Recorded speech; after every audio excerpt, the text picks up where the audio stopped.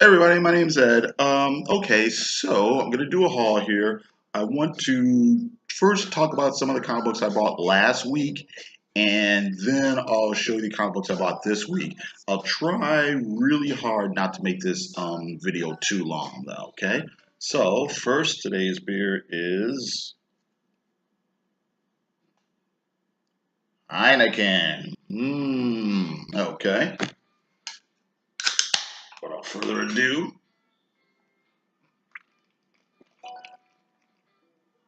Oh, wait a minute. Excuse me.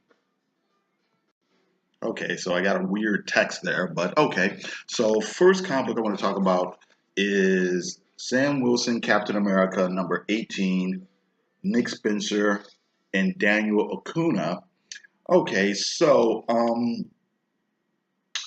mild spoilers. I kind of have to give away a little bit of the story just to talk about what I thought was interesting about the comic. So basically, last issue ended where this guy, Rage, he's a street level hero. He's African American. He's super strong. He's a young guy, and he really sees himself as like the hero of the streets, the people's hero, that type of thing. Anyway, he's captured by the AmeriCops, who are this privatized robot police force or whatever, and he's taken in. And Sam Wilson comes along, and he wants to help, but he's not sure what the right thing to do is. And he comes across this tape that may or may not exonerate uh, Rage. So, um, what I find interesting about the comic book, at this point, I think people kind of know it really delves into various social issues and things like that. Nick Spencer,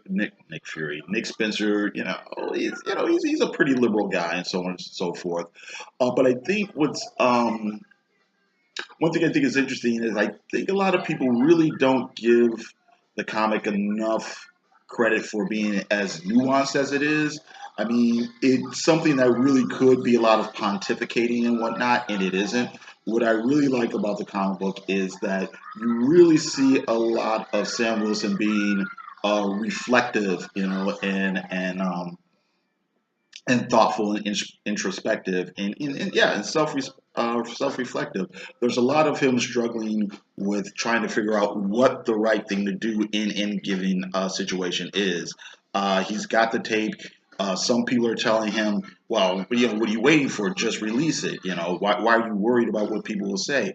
Other people are telling him, yeah, you can release this tape and it's only going to make matters worse. People will get angry and it's actually going to hurt the communities that you think you're trying to help. And like I said, there's a lot of he struggles with what to do. He goes to talk to Captain America, even though it's Hydra Cap, whatever.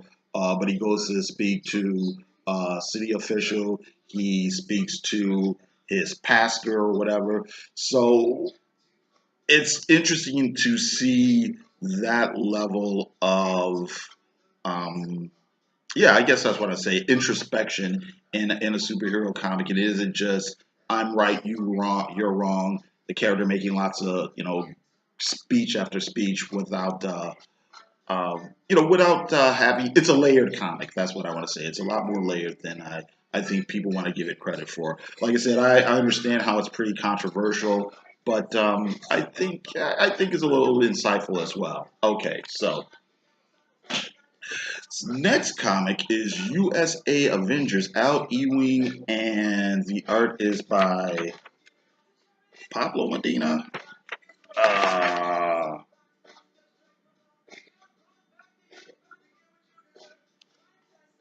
Paco Medina. Paco Medina. All right. Scroll toxicity. Okay, I actually just enjoyed the comic book. It's light, it's fun, it's breezy, it moves at a quick pace. I like the art style here. Basically, um, this guy, the Golden Skull, comes from the future and he's out to steal shit, and that's basically it. And the USA Avengers have to stop him. Oh, and actually, this is Captain America from the future. This is Luke Cage and Jessica Jones' daughter. This comic book, in a way, it's almost the opposite of this comic book. This comic book here is very much about questioning authority and questioning society and things like that. While this comic book is pretty much very accepting of the status quo. It's very much a status quo comic book. Um, in the sense that it's not about the government's out to get you, the cops are out to get you, or anything like that. I don't know if Al Ewing's writing this comic book that way on purpose, but look at the good guys. You got Sunspot, who's a rich kid. He's one of the 1%. You've got Captain America, a military hero. I know she's a descendant or a legacy character, but still. You've got Iron Patriot, another character that's a spinoff of a 1% character, pseudo military character. You have an actual military character here in Red Hulk. Of course, you got Squirrel Girl, kind of quirky character. You got Sam Cannonball, who's a white guy who's raised in the rural South, and Enigma Pod, who's it doesn't come up in this issue, but I think she's gay. But yeah, it's a comic book where all these different characters kind of come together and they learn to work together. And like I said, they're working for technically the status quo, and that's fine. I don't think there's anything wrong with that. I don't think there's anything wrong with having people from a variety of backgrounds, like I said, coming together for a common goal. And the approach the comic book takes is the good guys are all good guys, the bad guys are clearly bad guys. And like I said, it's not telling you to distrust, American institutions or anything like that. It's like I said, the exact opposite. Everybody is do-gooders for the sake of doing good, and yeah, I don't see there's a problem with it. I know some people have a problem with it because it's a so-called Avengers comic book, and you've got all these new characters, and it's kind of a multi ethnic cast, and people are like, "Oh, here we go, more whatever, social justice or whatever." But really, I really don't see anything wrong with the approach of this comic book. So, Nito Keen. Black Widow number 10 by Chris Samney and Mark Wade. This was the first issue that kind of disappointed me. And it's not like it was poorly done or anything like that. But what the plot was is they go to the moon to see Nick Fury to get some information from him. And I just thought that was a whack idea. First of all, I think Nick Fury Sr. being the new Watcher, he's a character called the Unseen. I think that was a bad idea anyway. And then the whole idea of this has so far been this espionage action movie chase comic book, and then in the middle of it, or in a third act, I guess, throw this scene where we need to go to the moon. I I just thought it was a misstep. I think the comic book is ending like around issue 12 or so. So, in a way, that's disappointing. In another way, we had a really great, 12 issue run, and really, I'm pretty sure they'll relaunch another Black Widow series, afterwards. I mean, there's been no announcements, but that's just the way Marvel does things these days. So, okay. Invincible Iron Man number 3 by Brian Michael Bendis and Stefano Casello. Um, yeah, I really still enjoy the art. I think the art was great. Um, but I think now we're starting to get into some Bendis isms, just some of his mannerisms with his dialogue and some of his tics and things that people complain about are a little bit more apparent here. And by that, the kind of back and forth dialogue where it's like, I don't know. For example, two characters will be talking, and one will be, you know what? I think I'll go out for some ice cream. You're going out? Yes, I'm going out for ice cream. For ice cream. So for ice cream, that's why you're going out. Yes, you know. You get that type of thing in this comic. And there's also kind of a clumsily handled scene, I thought, where they give Riri Williams the name Ironheart, and she makes not a speech, but she goes on about not being a fan of sexual gender identifiers or something weird like that. It's just really not something a kid would say. But whatever. Having said that, Uh, it was a pretty enjoyable story. Basically, it's a little bit more with Tony Stark mentoring Riri. There's some subplot stuff with who's going to be running Stark's company now that he's supposedly gone. And it ends on a pretty interesting cliffhanger. So, all right.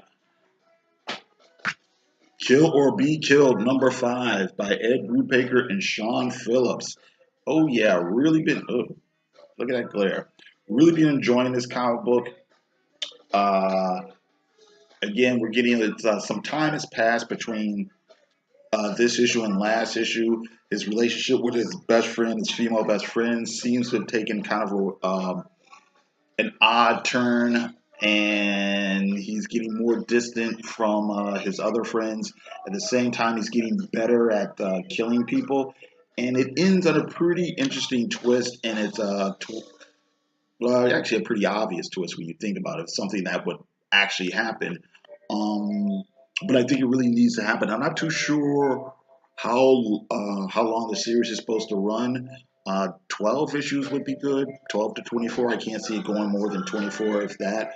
But yeah, I'm still enjoying this comic book. It's one of the better comic books out there, from whatever company. Period. Maydays issue 2. Oh, can you even see that? Here we go. Issue 2 and issue 3 by Alex DeCampi and Tony Parker. Just a crazy espionage action thriller set in the late 60s, early 70s. Just crazy and over the top, and I enjoyed it. Again, it's not even really a deep comic, or yeah, it's not even a deep comic, but it's over the top and crazy. And I also kind of like these kind of fake ads they got back in here, sort of thing you might have seen in an old Silver Age comic. So these are fun. And I also read Black Hammer #1 by Jeff Lemire and Dean Ornstrom. Man, I've been missing out. I really, really enjoyed this comic. Basically, the story of these former superheroes who seem like they retired 10 years ago, and they're having an anniversary of their retirement, I guess, and the disappearance of this one character who's called the Black Hammer. We really don't learn too much about him yet, but we kind of see we're introduced to these characters and kind of see how they've been living their lives and how they've been trying to adjust to living life outside of the public eye and outside of superheroing and things like that. And I dug it. I really liked it. I mean, I think the characters, even in this first issue, seem kind of fleshed out and well-rounded. I guess that's the word I want to say. So yeah, I can't believe I can't believe I let this comic book slip by me. I've got number 3 around here. I'm just debating whether or not I should order number 2 first before I read it, or just read it and just deal with it. But yeah, okay, Black Hammer. All right, so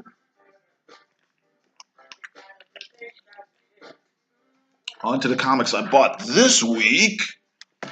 Got She-Hulk #2. Yeah, I don't know. 2 whole issues and no Hulk. I don't know how I feel about that. Spider-Woman numbers 15. Really been enjoying this comic book. I think it's supposed to end in the next couple of issues, which is a shame. But yeah, really crazy, dramatic stuff been going on, and it's again one of the better comic books that Marvel's been putting out recently. Black Panther #10, coming to the end of the first story arc. I think we got 2 more issues. Everything is coming ahead with the revolutions and the bad guys and the renegade Doras and everything. So, Blue Beetle #5. Nido King, tights and fights and teen angst and zaniness and Dan Garrett and Sugar and Spike and crazy stuff. Sugar and Spike, I don't know enough about Sugar and Spike. Well, I don't even know if they're in this issue, but they showed up in one of the former issues as I guess late teenagers or early adults, but I know they were the stars of this kids comic book that DC did like a million years ago. So, and they were like babies, and they would get into like hijinks and stuff, I guess. But yeah, Nido King, uh, Deathstroke number 11, Return of the Creeper. Off the top of my head, I can't even think if the Creeper showed up in the New 52. I don't even remember. But yeah, Creeper. Oh, and art by Denny Cohen and Bill Sienkiewicz or Sienkiewicz. Sienkiewicz, right? It's Bill Sienkiewicz. So yeah, these were like really big guys back in the '80s for people who don't remember. But Needle King, Doom Patrol number 4. I didn't buy this week's Wonder Woman. I thought I'd take a chance on this spin-off comic, Odyssey of the Amazons. And this is written by, I can't say his name, Kevin Gravoy.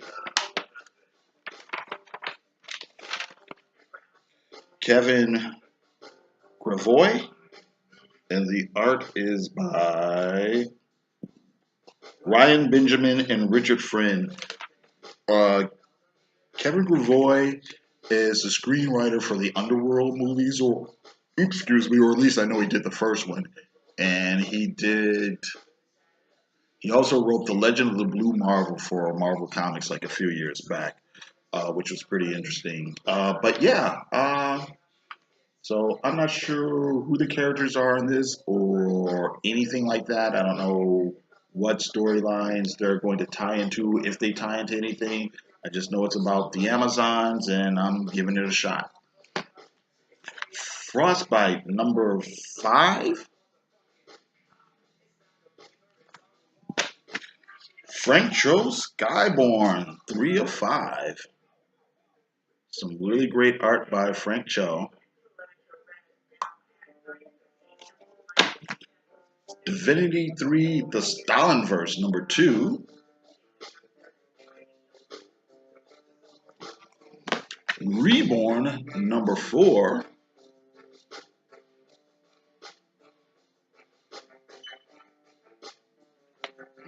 That's actually pretty gory. Some guy getting shot in the chest and like his guts are flying everywhere. I mean, Jesus. Anyway, and this comic, Loose Ends, I don't know anything about it. It says a 4-issue Southern crime romance. But I thought for 4 issues, maybe I'll check it out. And then I got this, Slayer, Repentless. And I guess this is based on a few, oh man, look how shiny that is. A few recent music videos that they put out. I really haven't been keeping up with Slayer since the mid-late 90s.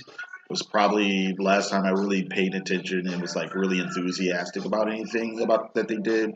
Not for any reason like I got mad or anything like that. I just haven't been keeping up with any modern music. But yeah, I just thought I saw this comic book and I just thought I'd get it just because, yeah. Slayer! Or better, Slayer! Okay, anyway, that's it. I gotta thank you very much for watching. I hope this video wasn't too long. Everybody have a good day.